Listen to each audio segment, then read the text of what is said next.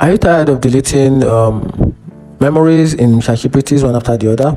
Here's a quick guide on how you can simply delete ChatGPT's memory with a single click. So let's get started. So open your web browser, then go to your ChatGPT website, which is chatgpt.com, or you can also use the other OpenAI website, which is chatopenai.com. Then from the list of the OpenAI that are available, they can just click ChatGPT. Then this will take you back to ChatGPT website. If you want the simple, straightforward website, just go to chatgpt.com. Then it will bring out the home page. Then tap on the two-line icon at the left top corner of the screen.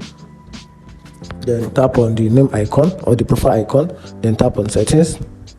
Then from there, tap on personalization.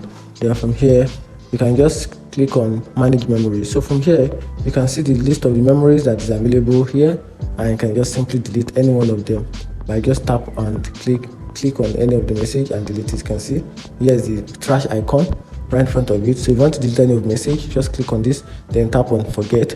But what happens if you have a lot of memories in the store? So let me show you how you can simply delete it within a single click here. Just cancel this.